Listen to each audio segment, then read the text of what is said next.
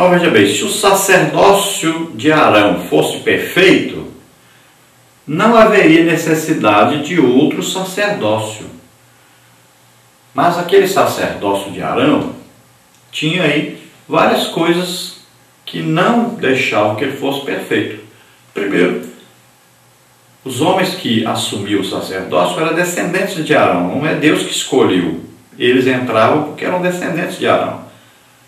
Segunda coisa, eles ofereciam sacrifício até por eles mesmos, porque eles pecavam, eram imperfeitos.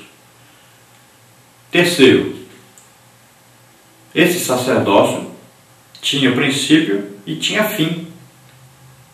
Porque o sacerdote morria e outro tinha que entrar no lugar dele. E também esse sacerdócio era para durar até Jesus chegar a salvo. Então os cristãos têm uma nova ordem sacerdotal. Todos nós somos chamados pela Bíblia como sacerdotes. Então estamos aqui assumindo uma posição de sacerdote. De que maneira? O sacerdote conduz as pessoas a Deus. Além de levar as pessoas a Deus, além de aconselhar também as pessoas, falar sobre Deus, ensinar sobre Deus, também nós somos responsáveis por interceder junto a Deus. Então veja só, nós temos um sacerdócio. E o sacerdócio nosso, a segunda ordem, não é de Melquisedeque e nem de Arão. É do sacerdócio de Jesus Cristo. Jesus é superior a todas as leis, aos sacerdotes, todos que houveram, a todas as ordens sacerdotais. Ele é perfeito. Nós vamos ver isso no próximo tópico, então. Tópico 2, Jesus Cristo, o sacerdócio perfeito. Esse outro sacerdote que seria levantado é nosso Senhor Jesus Cristo, de quem foi dito: jurou o Senhor e não se arrependerá. Tu és um sacerdote eterno, segundo a ordem de Melquisedeque. Salmo 110, 4. Era uma mensagem profética e messiânica que apontava para Cristo através de Davi. Essa ordem de Melquisedeque não era reconhecida pelos judeus, que só aceitavam e reconheciam a ordem de Arão ou levítica. Em Hebreus, o autor se refere à mensagem profética de Davi sobre Cristo, dizendo: assim também Cristo não se glorificou a si mesmo para se fazer sumo sacerdote, mas glorificou aquele que lhe disse: tu és meu filho, hoje te gerei. Como também diz no outro lugar: tu és sacerdote eternamente segundo a ordem de Melquisedeque. Hebreus 5, 5 e 6. Então olha só, para os judeus só existe uma ordem sacerdotal que eles reconhecem, que é a ordem de Arão, a ordem levítica. E inclusive eles vão ainda voltar a esse sacerdócio, a oferecer os sacrifícios, né? Quando o templo for reconstruído. Mas veja bem, é porque eles não entendem, eles não compreendem que Jesus veio e ele é o sumo sacerdote perfeito, né? E Jesus, o Messias que eles esperavam, já veio. Eles não entendem isso. Então eles vão retornar a fazer os sacrifícios, pensando que estão fazendo algo correto. Agora, quando terminar a grande tribulação, que começar o milênio, então Jesus mesmo estará entre eles. E eles vão saber então que não precisam mais fazer aquele tipo de sacrifício segundo a ordem de Arão. Agora eles farão tudo de acordo com o que o Messias ordenar. Agora o Messias estará presente, não é mais ausente. Não é mais alguém que viria, mas alguém que já veio. E isso durante o milênio. E isso para eles, nós já estaremos com Jesus, já fomos arrebatados antes da grande tribulação, estamos com Jesus já, lá na Nova Jerusalém. Não é? Agora, quando Jesus vier para governar sobre eles, nós estaremos na Nova Jerusalém, um corpo celestial, não seremos homens normais, não estaremos na terra morando como homens normais. Na terra existirão povos, muitas nações, que vieram da grande tribulação. Mas não nós. E também vai nascer muita gente no milênio. Mas os judeus estarão ali. Aqueles remanescentes, aqueles que sobraram da grande tribulação, estarão ali com Jesus e também ali, dentre eles, nascerão muitos outros judeus. Então Jesus governará sobre eles durante 1000 anos, cumprindo a promessa feita a Davi, né? Que o descendente de Davi reinaria sobre Israel e daria a Israel todo o território que Deus já havia dado. Então Davi, quando profetiza no Salmo 110, versículo 4, ele diz: tu és sacerdote eternamente segundo a ordem de Melquisedeque. Isso que? Falando sobre Jesus Cristo. Então em Hebreus vai novamente falar sobre este assunto, falando então que Jesus é sacerdote eterno segundo a ordem de Melquisedeque. Por que segundo a ordem de Melquisedeque? Porque Melquisedeque não tinha registro de quando ele nasceu nem de quando morreu, então se considerava eterno por causa disso.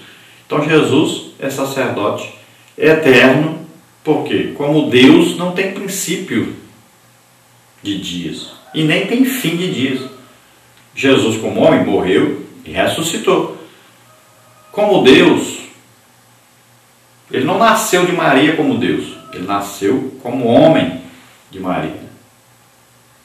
Veja bem, como Deus, não existe registro. Que dia que Jesus nasceu? Jesus é Deus, não tem princípio de dias. Sempre existiu, é eterno. E como Deus, ele morreu? Não. Continua vivo, do mesmo jeito. Onde é que ele está? Continua exercendo sua posição de sacerdote. Onde? À direita do Pai, onde intercede por nós. Continua sacerdote. Eternamente, enquanto precisar. É claro que no final de todas as coisas, né, quando tudo isso acabar, a terra for destruída, nós estivermos na Nova Jerusalém, né, e aqueles que não quiseram Jesus estiverem no lago de fogo e enxofre para sempre, então não haverá mais a necessidade desse sacerdócio que existe hoje intercedendo por nós aqui na terra. Mas Jesus para sempre estará conosco. E lá na Nova Jerusalém, se você estudar bem, também os povos estarão lá prestando adoração e Jesus continuará sendo sumo sacerdote. Então, se você estudar o livro de Hebreus, você vai ver uma coisa interessante. Quando Deus introduz Jesus na terra para nascer como homem, então ele é feito semelhante aos homens.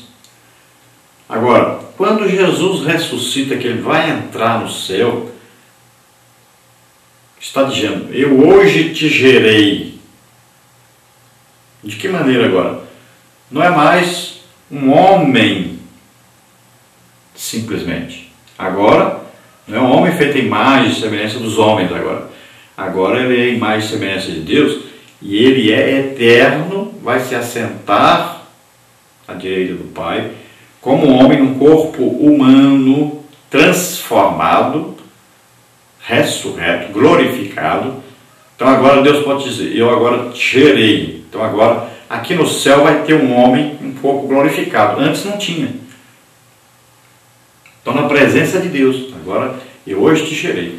E ele agora o que? É um sumo sacerdote eterno. Ele agora é um rei eterno. E quando ele aparece aos discípulos, ele diz: todo o poder me foi dado nos céus e na terra. Olha só. Agora é diferente. Então em Hebreus 5, 5 e 6, aí diz que tu és sacerdote eterno, segundo a ordem de Melquisedeque. Então sacerdócio eterno.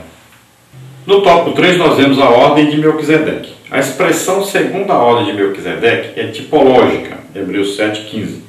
Jesus não pertencia à tribo de Levi. Por isso não seria consagrado sacerdote de acordo com a lei. Ele pertencia à tribo de Judá.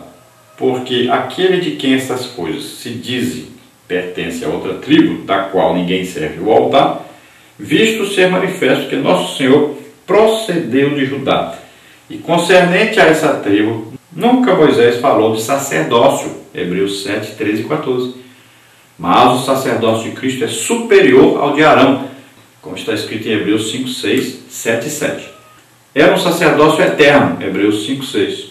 Com tais características, Jesus é superior a Levi, a Arão, a Abraão e a todos os seus descendentes levitas, Hebreus 7, de 6 a 10. Quando se fala que o sacerdócio de Jesus é segundo a ordem de Melquisedeque, é uma linguagem tipológica, ou seja, Melquisedeque aí é um tipo de Cristo, ou seja, representava Cristo. era ao mesmo tempo rei, como Jesus é, era ao mesmo tempo sacerdote, como Jesus é. Então tipificava, aquele sacerdócio tipificava, ou seja, representava, dava uma ideia do verdadeiro sacerdócio perfeito de Jesus Cristo. Então Jesus, como homem na terra, jamais ele poderia ser sacerdote do povo de Israel. Por quê? Porque eles escolhiam, e a primeira coisa que tinha que ser era o quê? Descendente de Levi, descendente de Arão. Senão ele não seria sumo sacerdote nunca.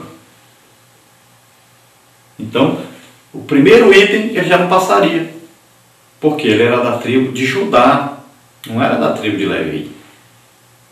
Não tinha jeito dele ser sumo sacerdote entre os judeus. Então, se a lei colocava Arão como sumo sacerdote, os seus descendentes como sumos sacerdotes, só podia assumir o lugar de Arão quem fosse descendente de Arão, então só tinha um jeito, tinha que mudar a lei para mudar o sacerdócio. Não podia mudar o sacerdócio por causa da lei.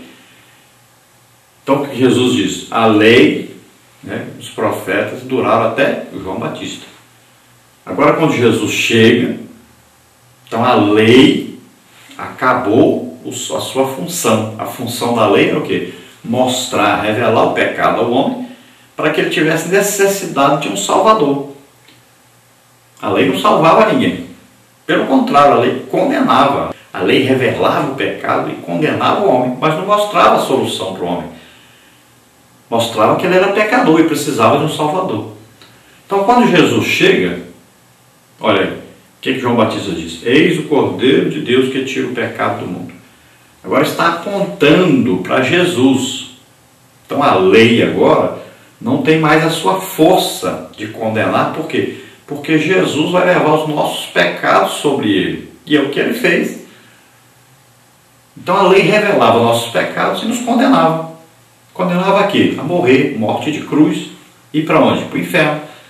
Então Jesus vem e ele pega o nosso pecado sobre ele, nossas maldições, doenças, enfermidades, tudo que não prestava do homem, Jesus pega sobre ele. E ele morre em nosso lugar. Onde é que nós tínhamos que morrer? Na cruz. Então Jesus morre na cruz em nosso lugar.